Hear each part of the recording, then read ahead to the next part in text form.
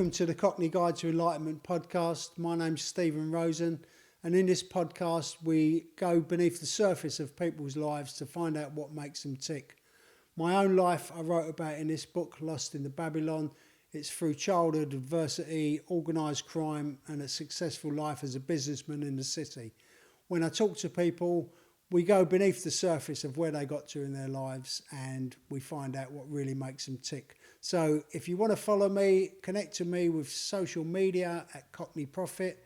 And if you enjoy this podcast, please like it, subscribe or follow us and enjoy the episode. Welcome to the Cockney Guide to Enlightenment podcast with me, Stephen Rosen. And my guest today is Iona McNeil. Iona, how are you? I'm really good. Thanks for having me on the podcast. Oh, brilliant. Well, thanks for coming. And ever since we bumped into each other a little while ago in the Buddhafield Festival and had this amazing conversation, none of it which I can recall, but I just remember at the time, I think I invited you on then. I thought, oh, this is a really interesting conversation and a really interesting woman who's been on a journey through life and change and as we was just kind of speaking to before we started rolling, how difficult that is to really just try to align to what you feel is right for you. I mean, do you want to just maybe take us back, not like back to your childhood, but just give us an idea of kind of where you come from, where you grew up? And yeah, sure, yeah. And I think it's really good when you are on a journey and things are changing in your life to be able to share your story, not only because for me sharing my story really helps me to understand myself, but also to share with others that you can also go on this journey and to go into unknown territories and it's going to be okay. So yeah, it's really good capturing stories. So I guess kind of the arc of my life is that I started off kind of really in my left brain, which is kind of wanting to achieve and get good grades at school. And I went to Oxford and studied physics, and then I went to the city to join Ernst & Young and be an accountant. And I thought this was the path, or this was success. So being a professional and being in the city of London, and everyone around me was also on that path too. And I didn't think I was creative at all. And I guess the goal was money and status. And I just really felt like there was a part of me that just felt a bit sad. And being in these grey offices, just being miserable and looking out the window, being like, I want to be outside. Or, thinking there's not much joy in my life. So I basically went on this massive creative journey to discover who I am. What sort of age was that? How long was you in that kind of lifestyle before you started getting into those deeper feelings of actually it's not working for me and I'm feeling this just doesn't feel right for me? Yeah, what sort of period of time was that? I guess up to the age of 25, I was on this trajectory of like jumping through hoops, right, which is, the school, university, the graduate training scheme. And all the way through it, I wasn't really enjoying a lot of it, but it was this kind of reach for success and everyone else will be impressed with what I've achieved and the expectations of others. But I didn't question it. I just was like, this is what life is. You have to go and push through all these challenges. So I knew maybe like at 25 that it wasn't right. And I remember I went to a festival. It was Secret Garden Party. And it was just so joyous and so colourful and so ridiculous. And everyone was laughing. And I met this white witch. And it was so playful. And it kind of was like, I was like, oh my gosh. Literally my life went into Technicolor when it was grey before. I used to look in the mirror and think my face was grey, my hair was grey, and everything was mundane, and everything was kind of a chore. And it was kind of trying to get through my to-do list. That was kind of what life felt like. I just had to achieve these things, and I might look forward to my holiday or something like that. But that's kind of what was fed to me, that was what life was. And then going to the festival was like, it kind of opened up my imagination and like this fantasy land that, life could be so many other things. But I still was in it probably till 33 on the whole career, making money and getting a mortgage, and you know, even at 30, I was like, I've got to now do the whole get married thing. But the big year for me was when I was 33. That was the turnaround year. And that's when I went travelling, which is kind of such a cliche, but you know, it's like you go travelling and you sort of do actually find yourself. Yeah. So yeah, I left this job I was in, and this was a job where I was working with renewable energy. I was an asset manager, like building all these solar farms and wind farms, and I thought this was doing a good thing because technology is going to save us from the climate change issues, and because I was a part of it, I felt some sort of satisfaction that I'm part of this. But ultimately the work itself was unfulfilling, and it was drudgery actually, and it was like just constantly dealing with numbers and looking at a computer. And so I knew I needed a change, but I just didn't know what. And when I went travelling, I thought I'll use this time to figure out my next career move, because the career was kind of the focus for so long. I don't know, at school it's like... So it sounds like that you was kind of living from the headspace, from just like... Absolutely, yeah. More than, you know, what I'm hearing is that internal feeling of like is coming through, but you're still kind of...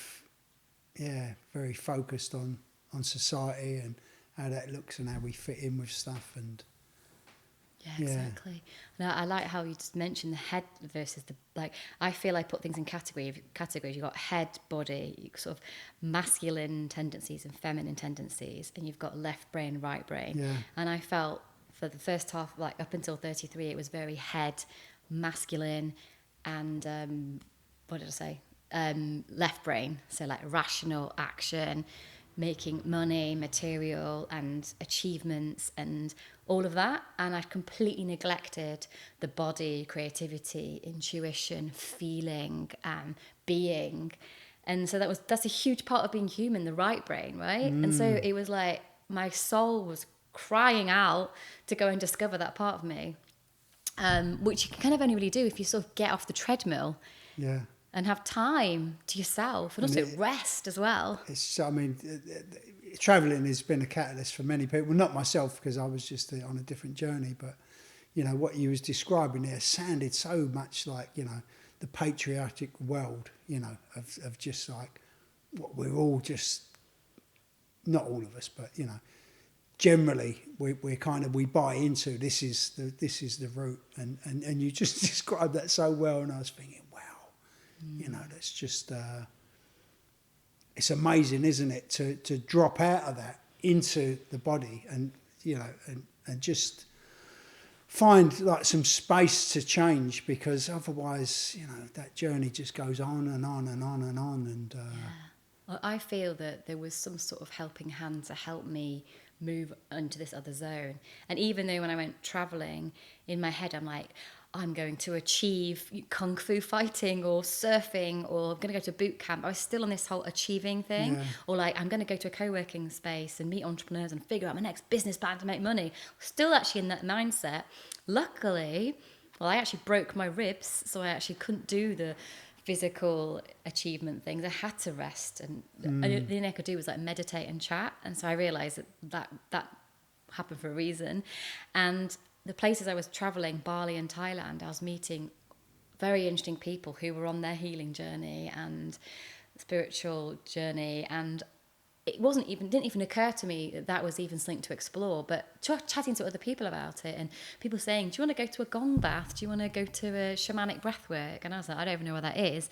Open myself up to new experiences. But the big thing was in Bali, I was in this place called Ubud, which is a sort of spiritual mecca of the world, and they in a place called Yoga Barn, they have this ecstatic dance above a banyan tree, and I'd never been to ecstatic dance, but I've always been there actually. Have you? It's the best. Yeah. That was my first ever ecstatic dance, and I've always loved dance. I used to go to Ibiza and, you know, go mental in Pasha or whatever, and loved dancing at my friend's wedding, or, you know, go clubbing, get pissed and Clapham and dance. I've always loved dancing.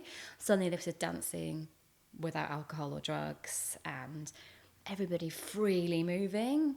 And I just remember it was such a significant point in my life, like, wow, I feel transformed, I feel myself. And I remember thinking, I need to find this when I get back to the UK, because this is phenomenal. And I guess it's what we were saying before, it's is the body. You get out of the head. All the thoughts are gone now, and it's just like the music and the movement and the vibe. Yeah, and I love that whole thing. But I mean, what I found really interesting, which was you said that you felt something was kind of like guiding you, or something was helping you, and that's a really interesting thing, because, you know, I had that experience in my own life of, even before I was aware of what that stuff was, that there was something that just occasionally came into my life and showed itself. And I'm not going to even label it, because, you know, as soon as you label this sort of stuff, then people start bringing their own connotations to what that means to them. And, you know, just this energy or this power or this influence or something that I wasn't able to tap into, because like you, I was very, very conditioned in my life, and very self-conditioned to try and fit in and try and be okay. So, you know, I kind of didn't really understand that influence, and it was a journey for me to start allowing that influence into my life. And it was really the very essence and beginning of it was kind of just noticing, like, the sky at night and the stars, and just thinking, wow, man, where did all this come from? You know, because that's how sort of closed down I was. So that's a really interesting part of and we were speaking earlier about, you know, tuning into this stuff and actually starting to recognise it, and then thinking, oh, maybe this is like, it's something there, you know. Can I look into this? Can I go this way? Or and did you kind of have any sense of that in all of that kind of spirituality? Because it's quite, I mean, I was in Ubud, and to be honest, my first experience of Ubud was I was choking to death there. Oh, right. There was a festival on, and we walked about a mile to get in there, and the traffic fumes was just incredibly. Oh gosh. Yeah, so my first experience of Ubud was like, oh my God, you know, I had my jumper over my face, really. Oh wow. Yeah, so, but yeah, I can see the other attraction there, and you know, it was nice, but I kind of had a different experience of it. But I think, you know, sorry to hijack where you was going with that, but, you know, you was getting to, you know, the ecstatic dance part, and that was where I first met you, actually, up in London. And I'll let you take the story on, because, you know, having that experience of ecstatic dance, and I suppose it's just completely just different to being constricted and conformed within this idea of, like, how we behave, what society tells us we do, what we believe that we should be doing, how we conformed, and I've seen you in that ecstatic dance on your Instagram, just dressed up and just completely, bringing in that other stuff that you was talking about that you was lacking, which was play, and you know, the stuff that really excited you, which was kind of play, and just being completely outside of this conformed version of our humanity, how we kind of tend to live. So yeah, exactly. I really like how you get it. I mean, I feel that it's the antidote to the modern world we're living in. And the modern world we're living in, if it was perfect, then I would be like, okay, we can just carry on the way we are. But the modern world is causing mental health crises. We're in a climate change crisis, and there's inequality. So I feel what's happening is we're having an ecological crisis breakdown, and we're also having a psychological breakdown with all the mental health issues, and even our economies are breaking down. So there's a lot of issues going on in the world, and that's because the way we're currently living, which is the patriarchal world, or this kind of masculine world, or however you want to put it, the left brain world, it's like we're not actually in balance at all. We need to bring in these feminine qualities, and we need to rest, and we need to use our imagination and creativity and be in our feelings and emotions and in our bodies, because otherwise, you know, we're heading for extinction or like complete catastrophe. So I was going back to when I did this job I was in renewable energy. I thought that was the answer to solving these problems, like the technology. But I realised it's actually way more than that. It's we need to get into our hearts, and we need to connect with our souls, and we need to come together and we need to connect. We're living in disconnection, So we're disconnected to our bodies because we're in our heads. We're like stuck into our computer, and when we're in meetings, we're just talking and making solutions from our heads. We're not in our whole body, and we are this whole being. And we also we're disconnected to our bodies, but we're also disconnected to nature. So you just said earlier how, you remember when you looked at the sky or the sea and you're like, wow, you know? And for people who are like completely obsessed with their promotion or their kind of next thing they want to achieve or planning for their social occasion on the weekend, and you're just so kind of in this zone of the modern world and not actually looking at this incredible world we live in, the natural world, the cosmos. I mean, I live in awe about the miracle of this life, but you can't do that if you're kind of you're stuck in your to-do list and your quarterly goals or something. So I feel this ecstatic dance for me was the antidote to all that, because we're in our bodies, we're not talking, take away the words and you're actually in your body. And just comparing it to, I used to go to clubs and listen to DJs, but the music would be kind of sort of the same. It'd be like an R&B DJ or it'd be a house DJ. But ecstatic dance, you go through all these different genres of music. And sometimes the music would be melancholic, or it would be kind of angry tribal music. And sometimes it'd be kind of what's the word? Ethereal? Can't remember. Is that the word? Yeah. And so I was able to feel all these different things, where I could feel like my power from stamping my feet, or I could like move around and feel like a fairy, or I could kind of hold myself and like tune into my feelings. And it was actually the first time I was actually allowed to feel all these things that had been suppressed and go on this big journey to feel the full expression of what it is to be human. And also dancing, a lot of my exercises I do in Ecstatic Playground is getting people to connect with each other and bringing people together as well. And I love how during the ecstatic dance communities I'm part of, I've met people from all walks of life. So I'm not just hanging out with the corporate people who went to university. Also, I'm not hanging out with my age group, but it's like all age groups, all walks of life. And there might be people who are neurodiverse or queer people, and it's all coming together to dance. And dance is so fundamental to being human. For me, it's just like a really powerful thing just to come together and dance. I think for me, it's been my spiritual path, and it's been that has helped me with my awakening. That was basically the start of it all. I mean, there's just so much there, but it's really, you know, coming out of that, and you just described it so well, of being just so focused in that, you know, to-do list, in the screen, in the, you know, the getting and the wanting and the needing to achieve, and whatever that is. And even if they're good goals, you know, whatever it is, it's we kind of created a reality where a lot of people just, that's where they live, in that reality, and the rest of it is kind of just is a kind of faded background maybe.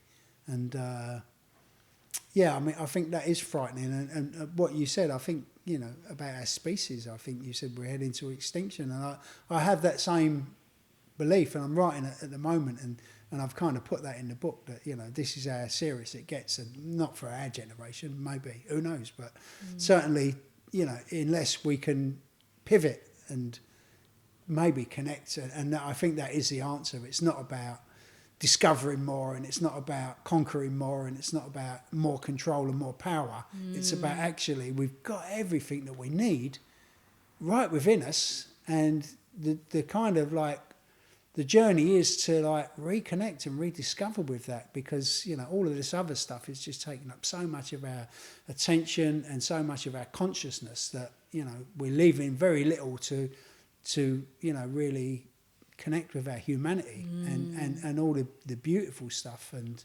so, yeah, I mean, I just love that description of how you put that, and what comes from, you know, then finding a path out of that, and ecstatic dance. I mean, I love ecstatic dance. I dance in Mallorca all the time. I was just away with my men's circle on a weekend. Well, it was a long weekend in the forest. Just literally, we was in the forest, and the guy who leads it, Chris Geisler, he does DJing, and we had an ecstatic dance kind of thing. We had a bit of cacao first, and then we danced around the fire at night and just done our thing. You know, there's only a few of us there. but it's just so freeing, just such a freeing experience. Yeah. And just to, I mean, I know, I mean, I can get into that, you know, I'm not conscious of my own self anymore about dancing and stuff like that.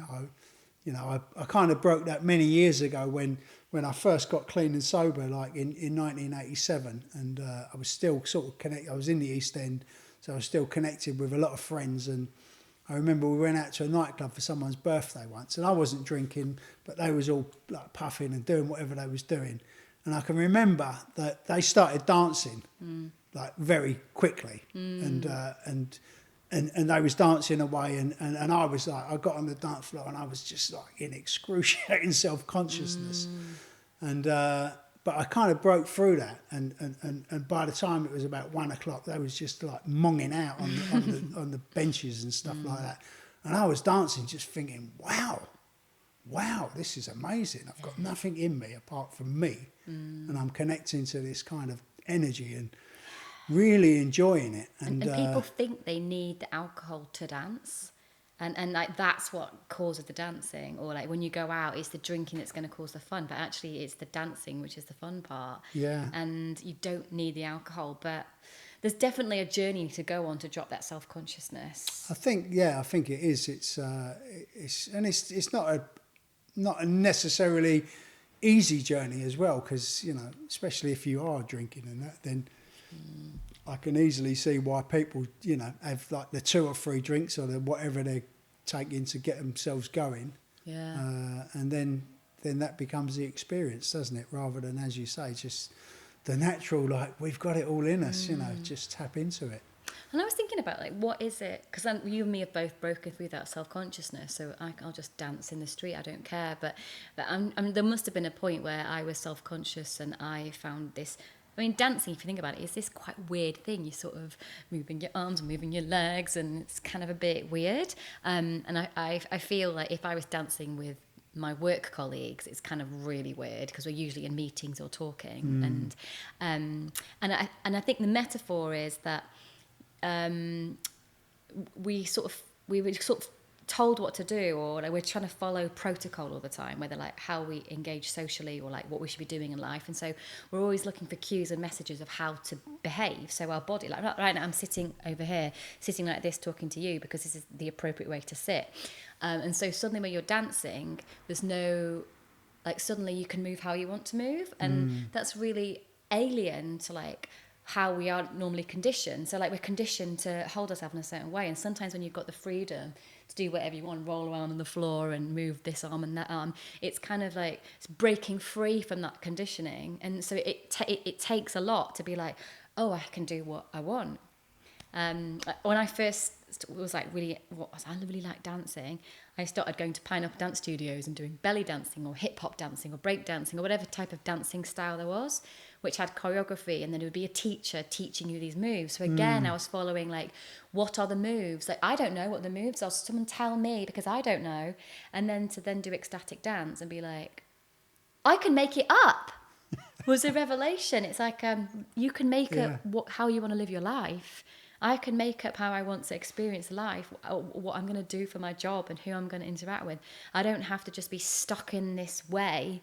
I can break away from that because I have my own will and I can make my own choices.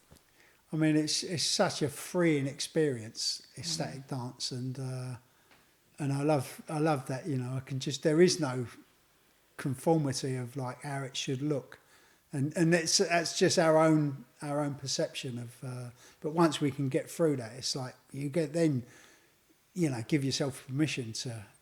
You know, I dance quite often. Most of it, you start slowly, so you dance. You know, I dance with my eyes closed. I'm embodied and feeling into the wind, and you know, depending where I am, and just moving intuitively, and it can look like anything.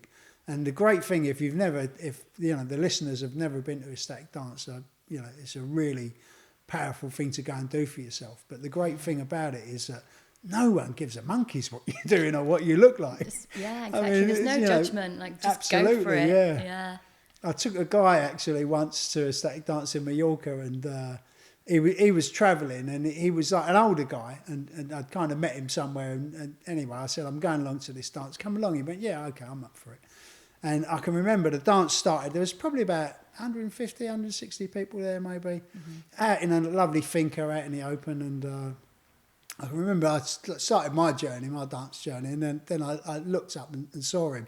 And I could see he was like this, you know, he was just looking around at everyone like that. And I thought, oh, but you don't talk, so I'm just like, let him get on. And then I kind of moved away, and about maybe 20 minutes later, I said, it was just like fluid, it was melted. And oh, wow. He yeah, really he got through whatever journey he was going through, and it just turned into this like, it was like, wow. And I just thought, wow, that was beautiful, really.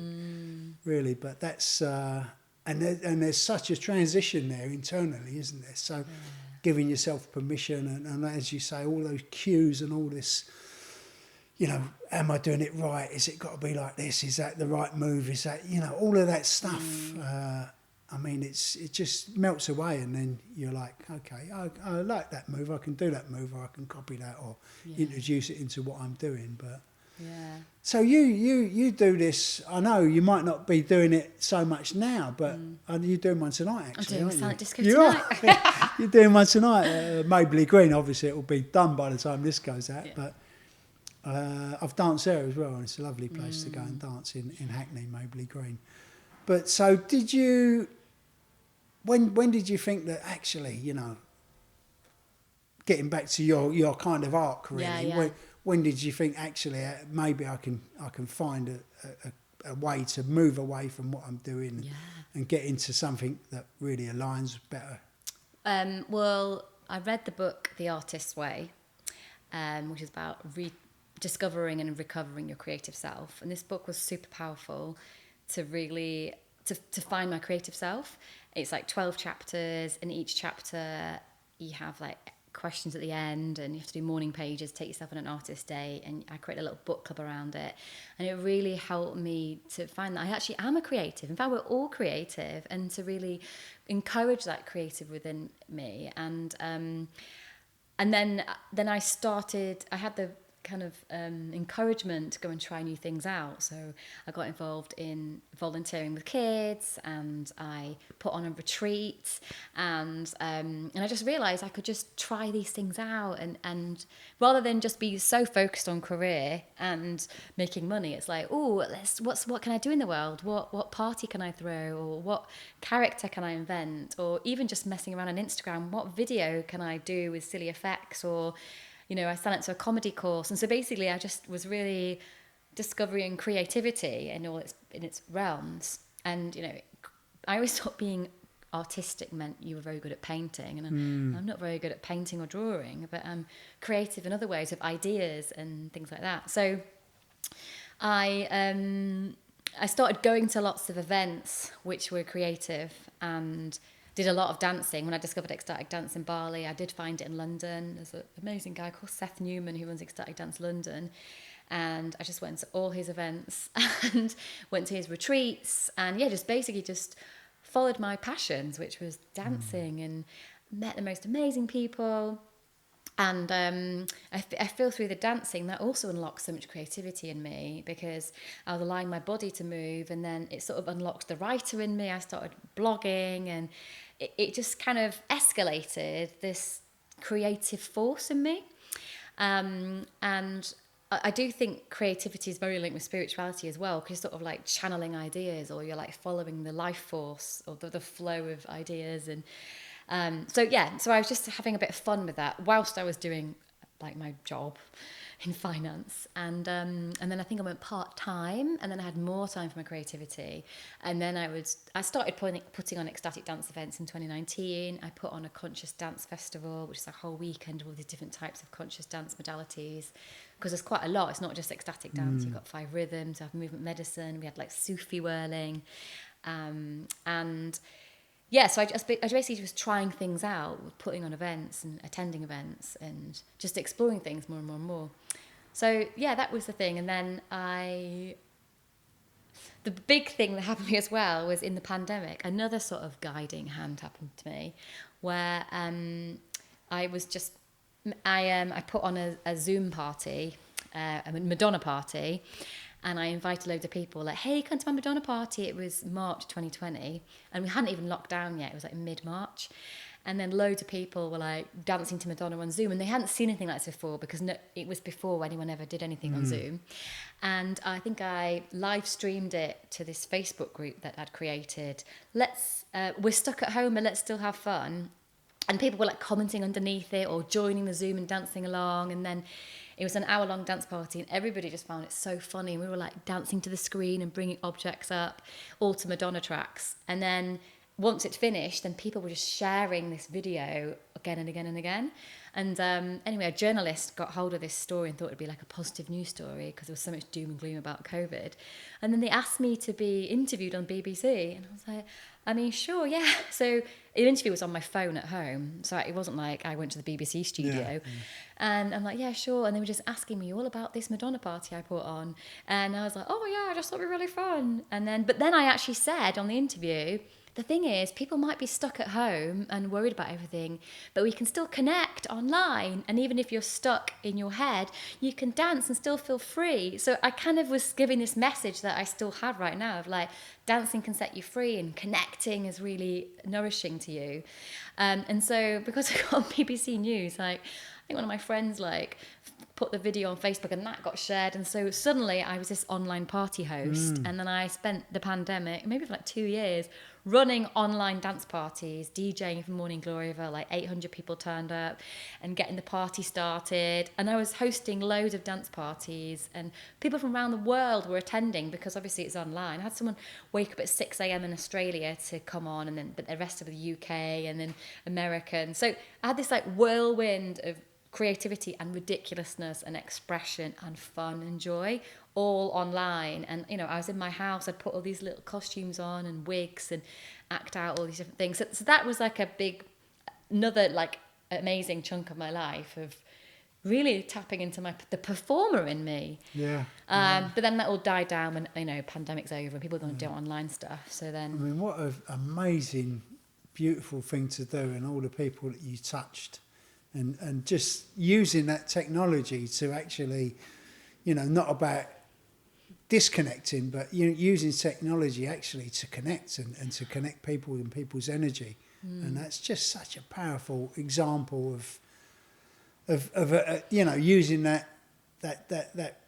technology for a really good purpose, a good connection purpose. And amazing. I mean, you just said so much there. I need to come back on some of it before I forget it. But just your creativity, that was. Yeah. But I feel with that is that, like, if I hadn't have done the book and I hadn't tried out all the things that the artist's way, the authors Julian Cameron, she gave me the permission to be creative, and then the dancing enabled me to practice creativity and dance moves, and so therefore I was like, oh, I can create any event on Zoom, and suddenly it was like, wow, like I can imagine anything and make it happen.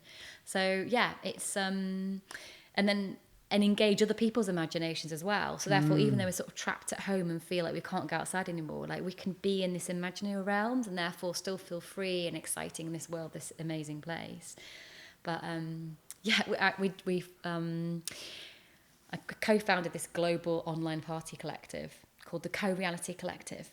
And we create these ridiculous parties across like 12 Zoom rooms. And then each Zoom room had a Zoom link, and it was connected on a map. So on the map, you could click through and go to any of these different Zoom rooms. And each Zoom room was like a different thing. And so like we did a party to the moon, for example, and then the map was the moon, and you could be on the dark side of the moon, or you could be on the rocket leading up to the moon, or you could be hanging out in the crater or whatever. And then in each of these Zoom rooms would either be like a cabaret or a dance party or a sharing circle or whatever. And so people made friends of each other through these parties. We had a party, we had a boat party, an island party, and it was completely ridiculous. But these people I met, a lot of them are Americans. They became like I became really close to them, and I'd only ever seen them on a screen. I finally met them all when I went to Burning Man last year, was it 2 years ago?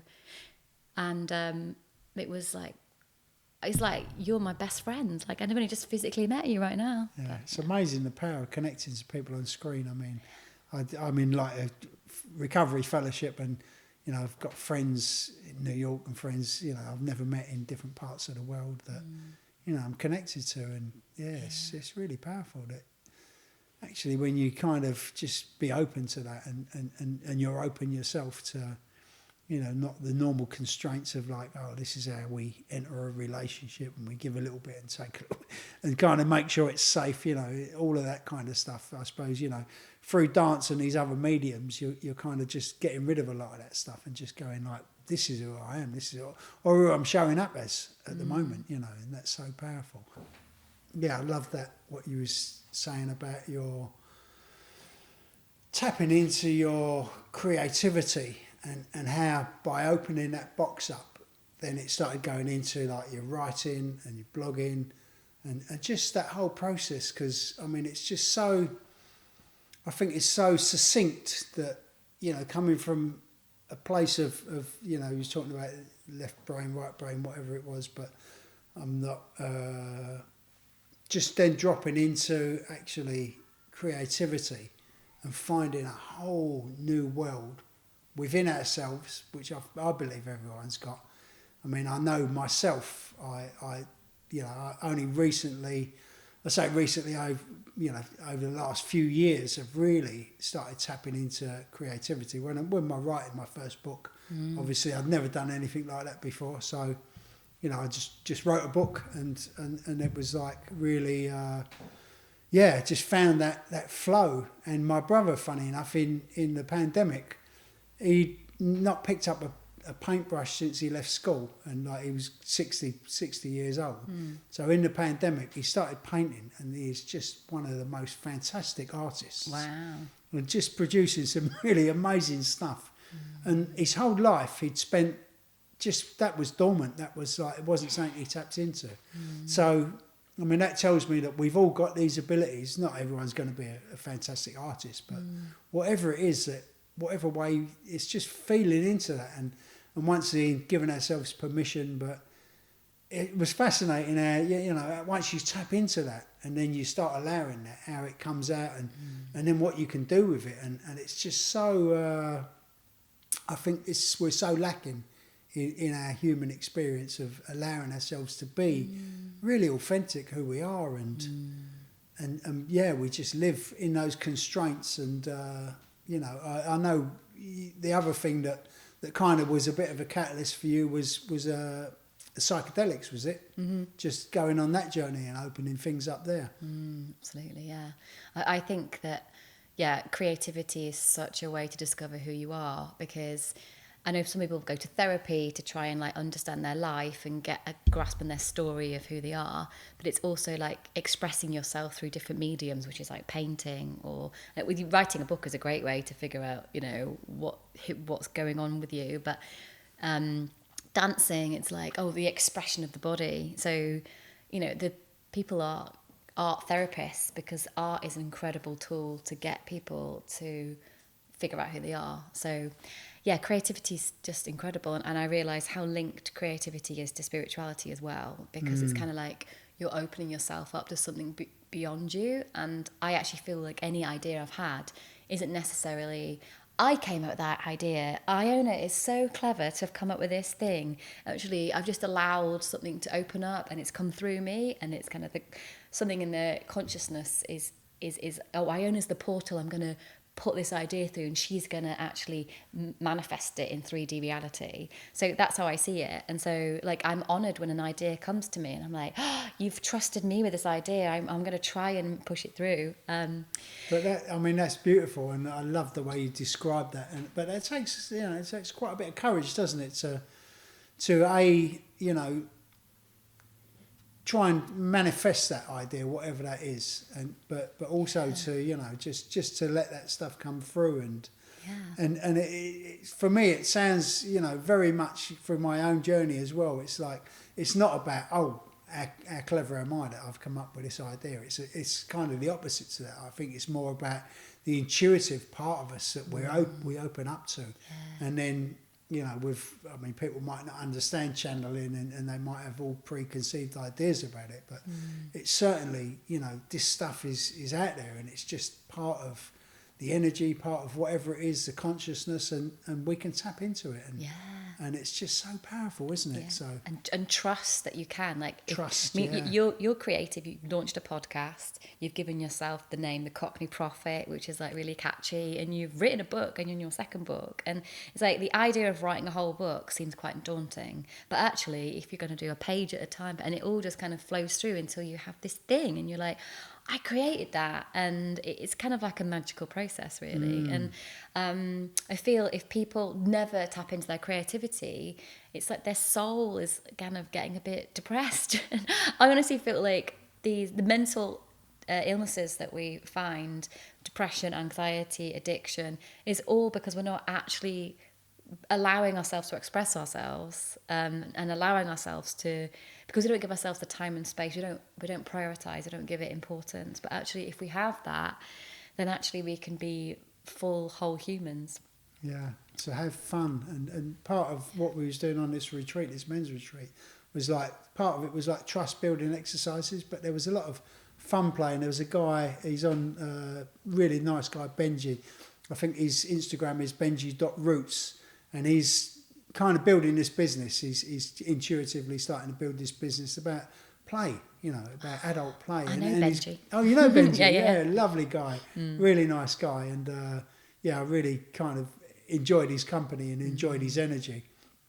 And he had us like scrabbling through the forest on the forest floor, and just all stuff that you wouldn't imagine you'd ever want to do, but it was just such good fun. Oh, yeah. Such good fun. And we need fun. It's really important. Yeah. I feel like... I've become a facilitator. It's nothing I ever set out to be. I know that I'm going to be a facilitator, but I facilitate workshops and experiences, and sometimes they're very playful experiences, like we're playing games, and what I realise is that you need a facilitator to set up the scene, to help people play, because you're like, okay, the game is this, and you're going to do this, and you're going to do this, and then it creates contact, and then people can be guided into play. And then you have this, hilarious time. It's funny, you're in your body and you're connecting with people. I just feel there's so much power in play. And I know Benji does, I think he does play fighting as well. That's what we was doing, yeah. Yeah, and then it's like very physical. I've got bruises all over me. Oh, really? But it's kind of like actually, you see that in the wild, like monkeys kind of play fight with each other. We play fight as children. And there's definitely like a fighting... quality in us, but actually if you can get it out through play fighting, it's another way of expressing oneself. And it was just such a lovely experience. Even like, I was probably at least 10-15 years older than most of the guys there, and they was quite strong as well. So I can take care of myself, but in this fight and this scrabble around to sort of pin your opponent down, I was getting pinned down, but it was just laughing. It wasn't like, there was no, I'm done, it was like, just what a wonderful experience to be able to just play with, like, grown, strong men. In this case, it was a men's retreat.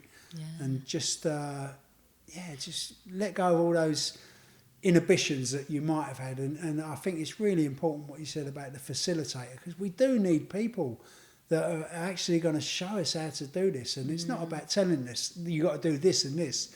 Because like my experience of being on that, it wasn't about that at all. There was just ideas and suggestions, and they kind of evolved, and everyone brought their own little bit to it. So, part of the exercise we was doing was just getting from A to B in different ways, and that evolved, and everyone had their own idea, and it was just really, really good. But without that, we would have probably just been men standing in the forest, Yeah. But you really need someone to do that. So it's really interesting that you're facilitating. And are you doing that through dance or? I facilitate the warm-ups and ecstatic dance, or I sometimes run dance workshops where I facilitate all the way through, and it can be quite therapeutic because you're getting people to witness each other or getting people to meet each other, and people can really be look at how they connect with other people, or if they're afraid of other people, and you can tap into like your boundaries and your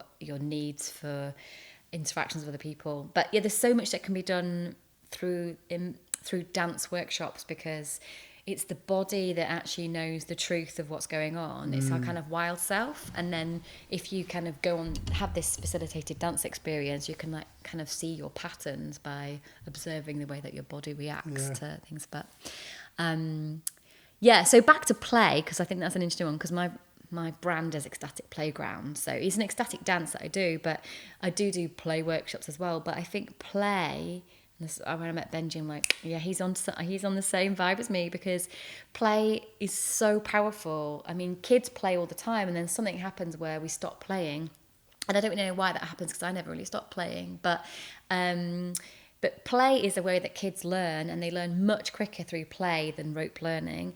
And it's also the way to tap into your creativity, because instead of, I'm going to write a book right now, or I'm going to create this amazing costume. You're not sure how you're going to do that, but you just play with this and play with that, and then see what happens. And it gives you permission to create something, and it takes away the pressure to make this amazing thing. It's like when you're painting, I'm just going to see what this brush stroke does and do that and put it together. And through the medium of play, you've created something. And also, really, I think it's really important for relationships as well, kind of like how you play together, or it opens up innovation and new ways of thinking. So yeah, play for me is like such a great angle into change. Oh, absolutely, yeah.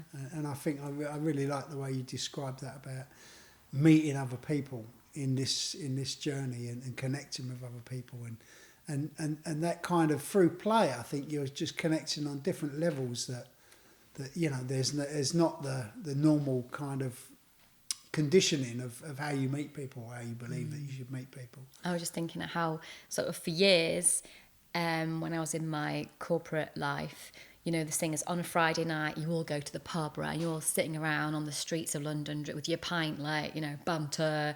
And then, someone's party on the Saturday or Sunday, and then you go to the pub and you're just drinking and chatting. I'm like, this is life? Is this all we can capable of doing? Just sitting around eating and drinking? And it's actually quite boring. There's so many other things we could possibly be doing. We could be in the forest, play fighting, or we could be even just playing a board game or something, and like coming up with strategy. And I feel that the human experience is this incredible, like what we're capable in our consciousness is just infinite. And so just to kind of like make it this boring eating, drinking, working thing, it just makes it very mundane. And it is, and it's just it's so enriching when you actually whatever route you get into this, whether it's through dance, whether it's through play, whatever route you get into connecting with that creativity, that energy, that fun within ourselves, and it's just so freeing, isn't it? It's just such a part of the human experience that is just so valuable.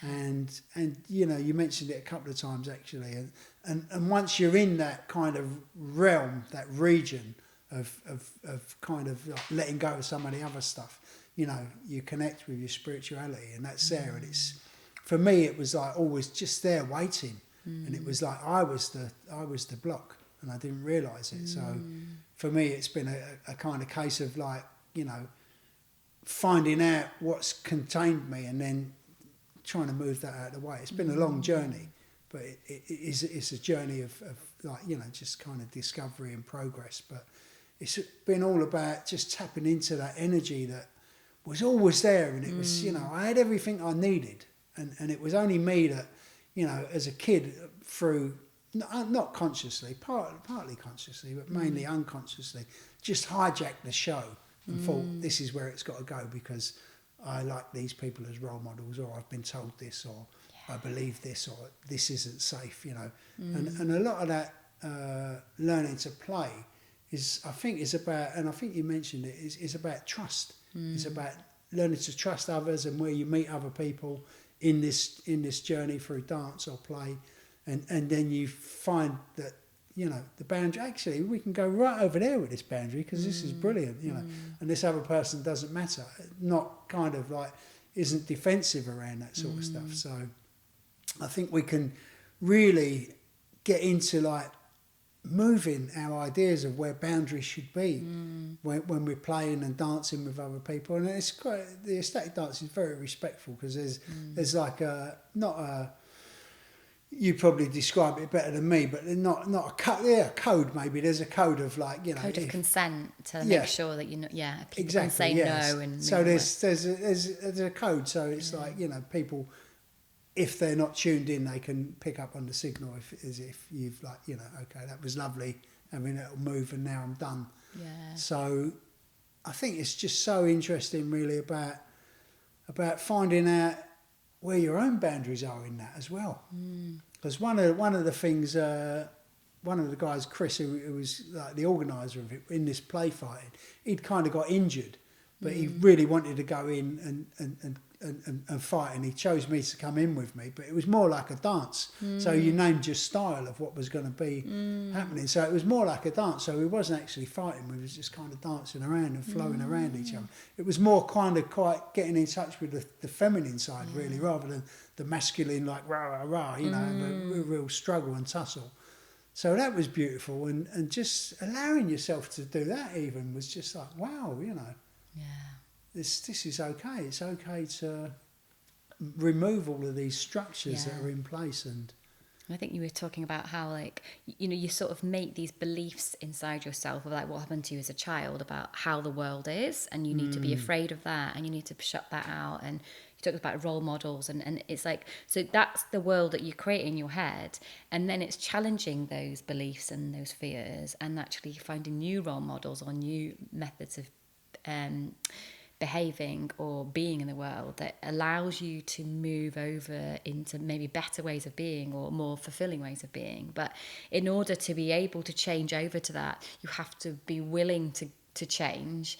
And so to be willing to change is to be able to change your mindset, which is actually getting the body involved. Or it's like, you know, allowing yourself to be moved over there, which can be from playful means or through workshops where someone guides you into being able to operate in a new way. So it is a whole journey. Like I feel in my life there's definitely a pivotal point. So it was like the first time I went to a festival, big, and then there was the travelling experience, which was really big, and then there was the getting on BBC News and suddenly becoming an online party star was big. And so there's these moments I can pinpoint, but it's also the gradual process as well of like constantly tuning into who I am and like kind of reflecting on experiences instead of just having peak experiences. And it's actually like tuning in afterwards of like, what did I learn from that? What's the meaning of this? Or what am I moving towards now? Or like having regular check-ins with yourself and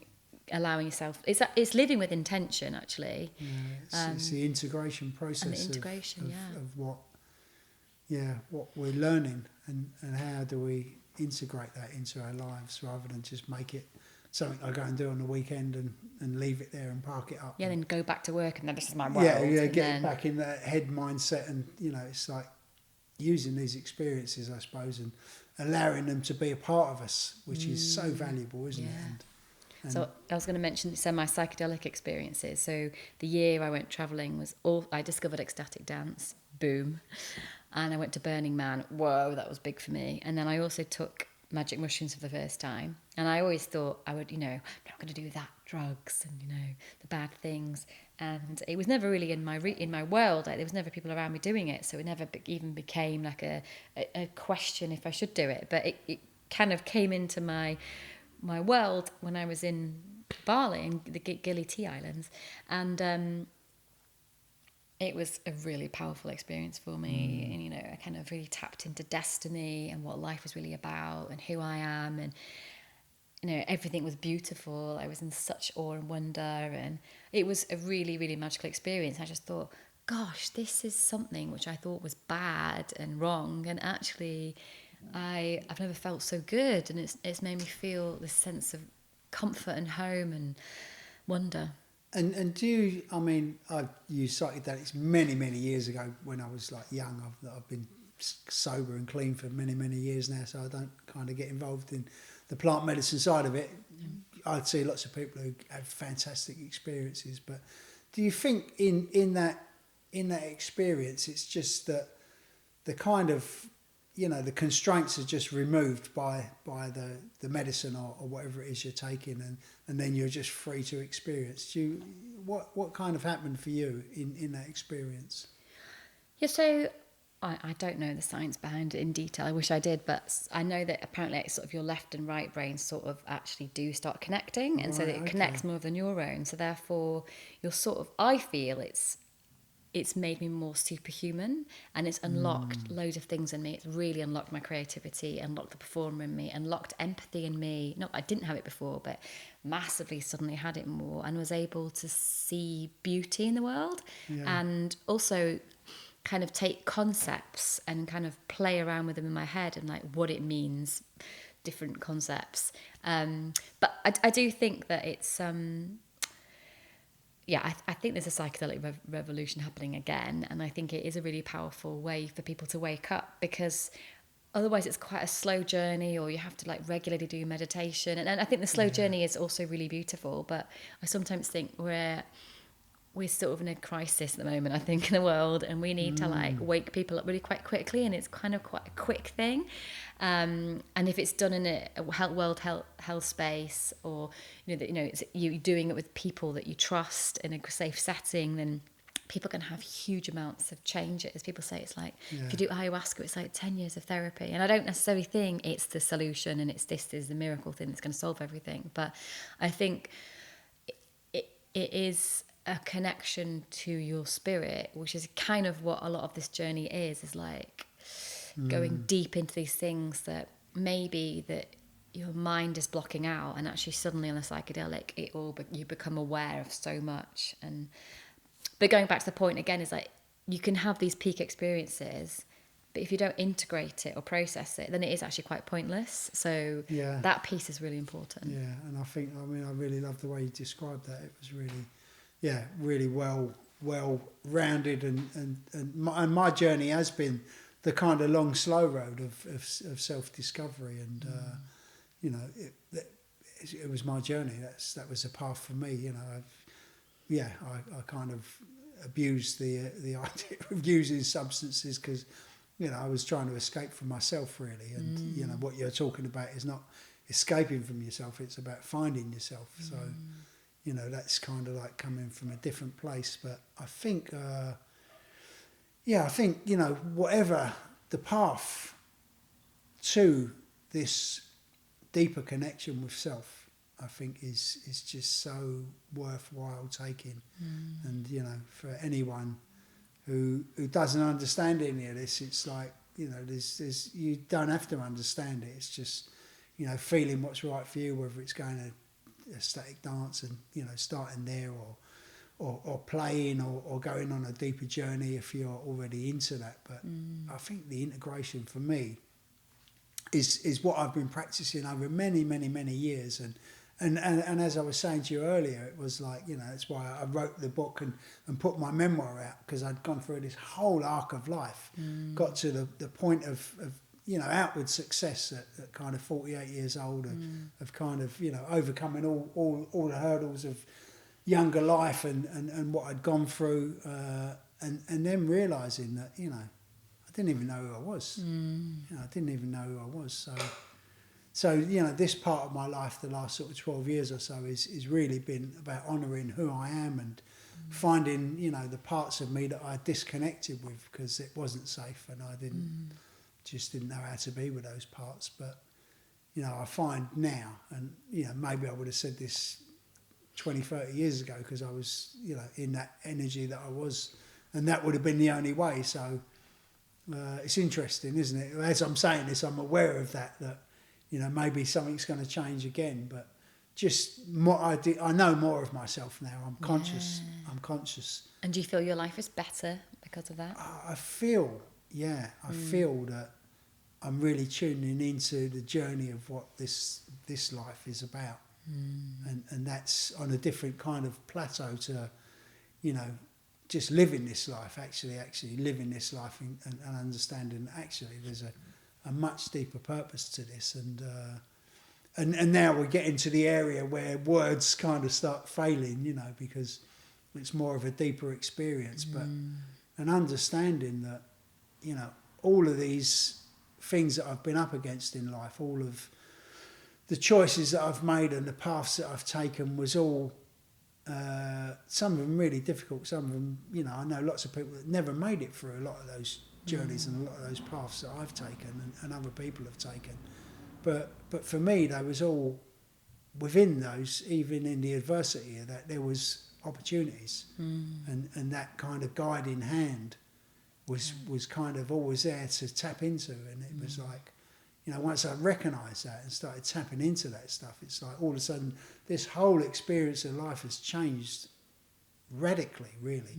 And I've been able to feel much deeper and express that and be much more open with that and empathetic. And I've probably shared it on here before. I can feel love for someone, just sitting on a bus who I don't even know, and just feel the humanity of that kind of stuff. And it's just so like, wow, how did I ever have this depth of feeling that was just so disconnected? But I've kind of moved a lot out of the way, I think, through my process. And but I think that's what's on offer. And I think the depth of our humanity is largely untapped, I think. And I love having these conversations with people who have discovered that, that essence within ourselves and shifted like the parameters to being all about what we do and what we achieve and, what we look like, and to actually, what is the experience of this journey through life that I'm having,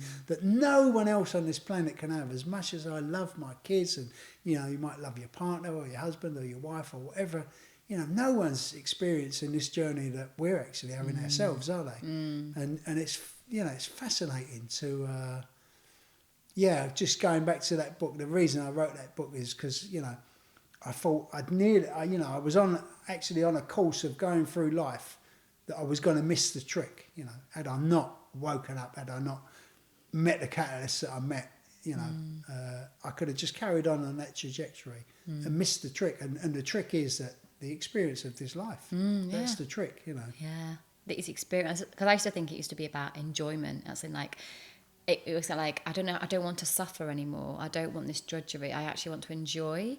And because actually, I don't think I've been put on this planet just to kind of like jump through hoops and suffer. So that was like a big thing. But I like how you say it's actually is about the experience, not necessarily enjoyment. It's about all experiencing and then going, yeah. And at one point this is going to come to an end, right? But while we're here, let's make the most of it and experience it truly. By enjoying, actually really feeling into every moment, then just, rushing to the next thing and letting it all pass you by. Yeah, so rich in what I've managed to unlock, and it is about that. But it's like, just so difficult, isn't it? And we was talking earlier, and you was mentioning people that are really, really, really spiritual, and they seem to have like just got this beautiful connection, but are not functioning very well in the integration with, what that means in life. And as I'm saying that, I'm realising that may be judgmental. I might be just judging them people because maybe their experience of life isn't meant to be functional. Who's to say this is where I kind of start recognising, my own ideas and my own beliefs, and that's where I have to start catching myself and actually going, maybe, that doesn't apply to everyone, it's just... Yeah, I was thinking that there isn't a guide to being human. So I wasn't born on this planet and God was like, well, this is the guide and this is what you need to do. And this is actually, this is what makes a good life. So nobody knows what's going on. So, I was born and then I looked to my parents and my school and my friends and TV or whatever to like figure out what is this life, and then you were like, oh, I'm not sure my parents are actually right about that, and then you have to look for other people, but none of us actually knows what we're supposed to be doing, if you know what I mean. So you're sort of carving your own purpose, meaning, and I like this, how like, are you judging others by being like, well, your life isn't, you're not doing it properly because everyone's life is their own life. But I do feel that it's a little bit of everything, isn't it? It's about balance. So you can be really spiritual and you could, give up all your belongings and become a monk and go to the Himalayas and meditate for the rest of your life. We've got choice and you can do that.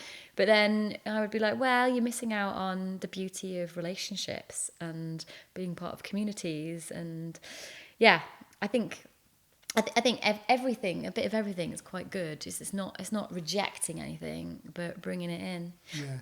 I was thinking about in my spiritual path, I have kind of really sort of poo-pooed like normal default world for a bit, and now I'm starting to like bring that back in again and thinking I've always been like, oh, politics, that's just a circus, and now I'm like, well, maybe I could engage in it, because the whole point of politics is how do we run the world, right? And maybe it's all got a bit toxic and a bit like maybe it's ridiculous having central government for like 80 million people, but it's developed from a point of like, we used to live in tribes and there was a tribe leader, because there must be a way of operating where you function as a group, and then it's turned into this big beast. But instead of me going, ugh, it's not spiritual or something, it's go like, well, actually, how can I engage in this? How can I engage in economics? And actually the corporate world where I come from, I've gone, ugh, I want nothing to do with that anymore. And part of me is like, well, actually they're the ones who run the world and they're the ones making the money. And so actually,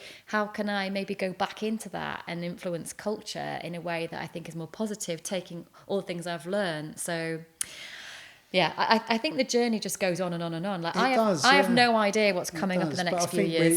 Just even in this conversation, we're kind of demonstrating that, and I think what it comes back to, which I've kind of come to the place in my life, and it sounds like, you're certainly in the place in your life where it becomes about actually, So I do need to take some agency over what I can do and how I can influence things, to whatever degree that is, but.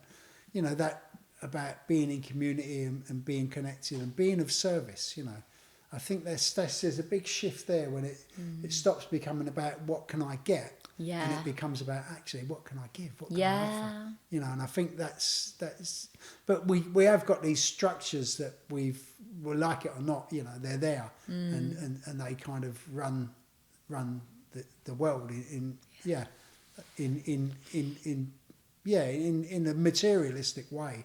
So, but I think, by doing, maybe having these conversations and going out and doing the workshops and facilitating and looking at how you can influence, the corporate world and how you can maybe influence politics, I think by actually, waking up and encouraging other people to wake up to the deeper journey of life, and then that becomes, it doesn't become about like, what are we how are we going to be at 30, 40, 50, 60, 70. It becomes about, okay, maybe that's like, how's the next generation going to do, and what can they bring to it? And I think that my experience of life has become not about, it's just so important, me in this body in this period of time, however long that is, it's become bigger than that. It's become actually, and I've discovered that now maybe I can influence something that will move forward, and I'm not attached to it. That's the difference. It's not like an ego thing where I've got to there's got to be a result. It's lovely if there is, it's moving in the right direction. But I think by contributing and in whatever way we do, from an intuitive place, using this creativity, using corporate world, using government world, we can actually build something that's more beautiful for all of us, because it's quite ugly out there, isn't it, really? Yeah. For a lot of people. I know. I think maybe you move in little bubbles where actually we can find these places of joy and fun and community, and I'm like, oh, life is so great, but actually there's a lot of misery and things that need to be changed. And I think that, yes, there's power in government and corporate world, but actually it's kind of bringing the things that we've learned in these other communities about creativity. Therefore, if there's more innovation in these companies, then they can change the way, and the way that I've changed my mind and tapped into my body. If we're all able to like move away from the masculine into the feminine, or having a balance, and then like, I think that's what it's all about. It's like, I think the organism of the world is out of balance, and then we as individuals have to help bring that back so that we can live in a sustainable, happy planet. That's a beautiful way to describe it. The organism of the world is out of balance, and it's just, yeah. I think it goes back to our species as well. I mean, just being in the forest and being connecting to a tree, and just feeling the energy in that tree, and knowing that that's having an experience of its life, whatever that is, probably a lot longer than mine. But just knowing that there's so many different ways and there's so many different things happening is just stepping outside of what's known and what we're just kind of just conditioned into, really. And I think to be able to get out of that and just tap into what we've got and just put that out there in the world is just such a rich experience to have. Just such a rich experience. And sharing it, it's great to have a podcast and interview people, because then these ideas get amplified and then other people can take those seeds and put them into their lives. Absolutely, yeah. We're just scattering seeds there. Iona, it's been so lovely talking to you. Thanks for having me. It's great talking to you. The conversation has just been so rich in just the areas that it's gone into, and I'm really, really excited to put this out. How can people connect with you? Where will they follow you, or how can people get in touch with you? I've got my website, www.ionamcneil.com, and I've got an Instagram account, Iona Express. All that because it's like I went from being not expressing myself to expressing myself, so Iona Express. And then I've got my ecstatic playground, so my Instagram is ecstaticplayground.uk, and the website's coming out soon, so follow me and connect with me. Yeah, please do, and I'll put your website address on the notes. Nice. In the podcast when the podcast goes out. Cool.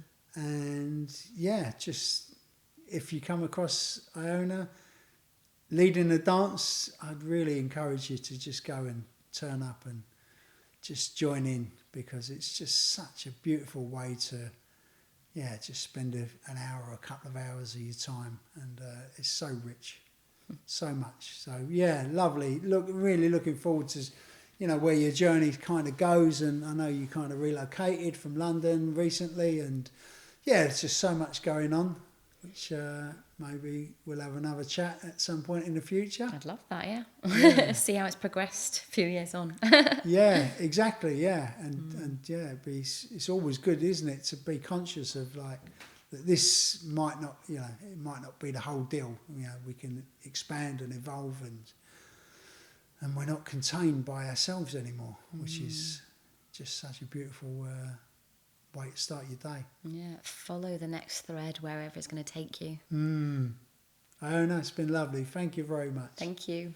Really enjoyed it. Lots of love. Take care. Thanks.